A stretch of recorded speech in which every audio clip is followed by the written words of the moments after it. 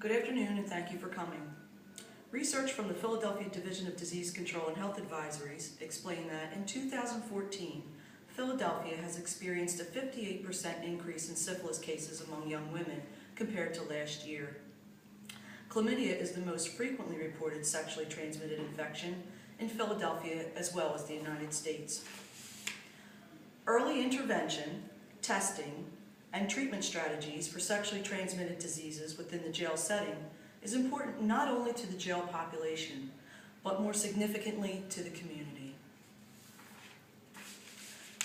Testing for sexually transmitted diseases upon entry is an excellent opportunity for treatment while the offender is detained. Current practices for testing in the jail setting can reduce the number of detainees being released from custody prior to treatment.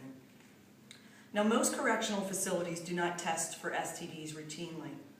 At the Philadelphia prison system, we've had testing guidelines in place for intake for the past 10 years or greater.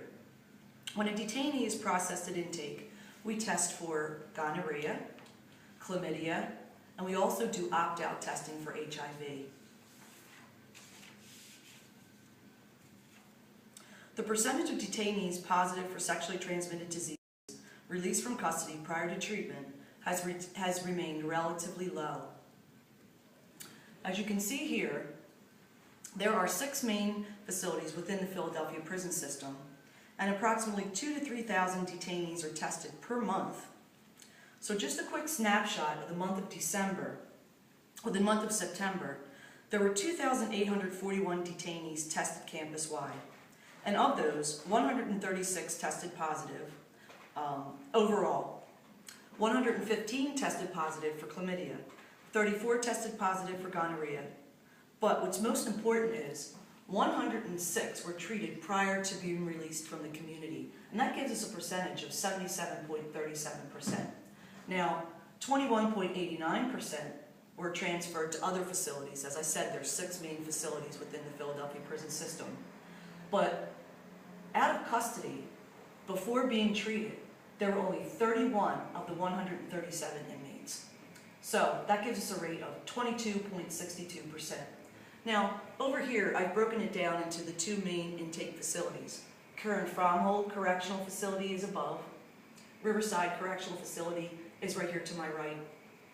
There are also 2 examples of the sexually transmitted disease logs that Current Fromhold and RCF and all the other facilities use as a guide, and from which this data has been maintained.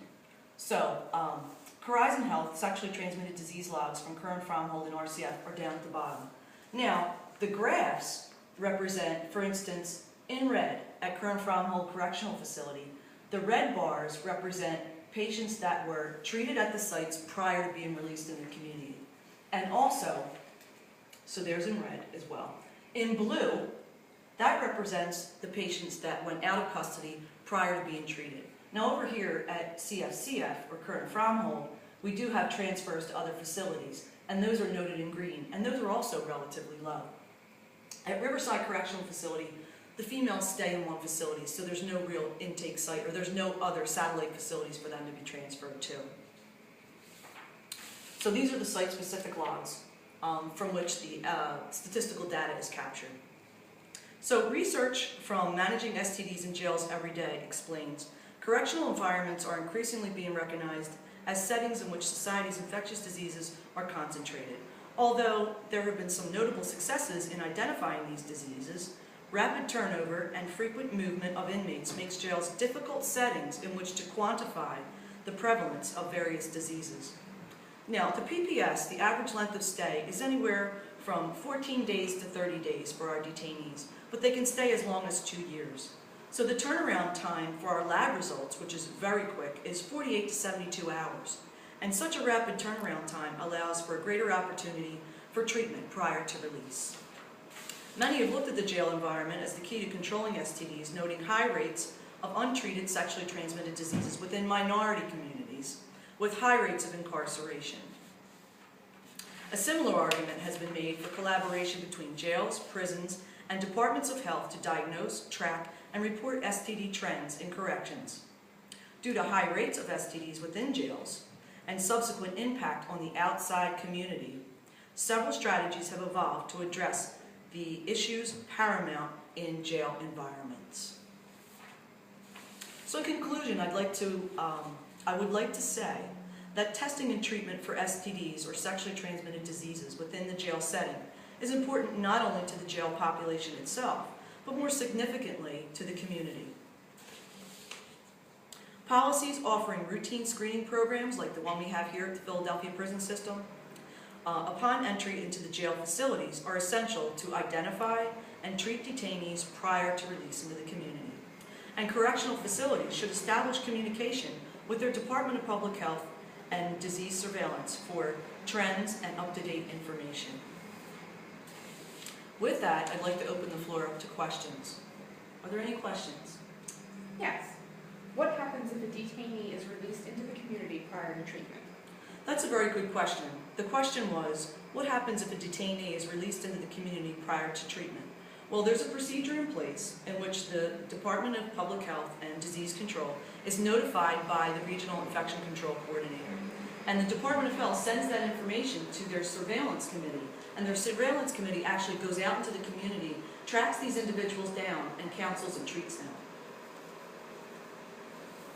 How is the Department of Public Health notified of these detainees? Well, the notification takes place, these are the facility logs in my presentation here. The reason that I put them on here is this is an example of the logs the site-specific facilities use to track the treatment type, the out-of-custody date, the date that they were treated. And what happens is a report from the laboratory vendor, our bioreference laboratory, is also downloaded, and we compare these STD logs to the report from the lab vendor. And if anybody's missing from those logs, the facilities that receive those patients are notified immediately. How can you ensure treatment when a detainee is transferred to another facility within the jail system? That's also an excellent question.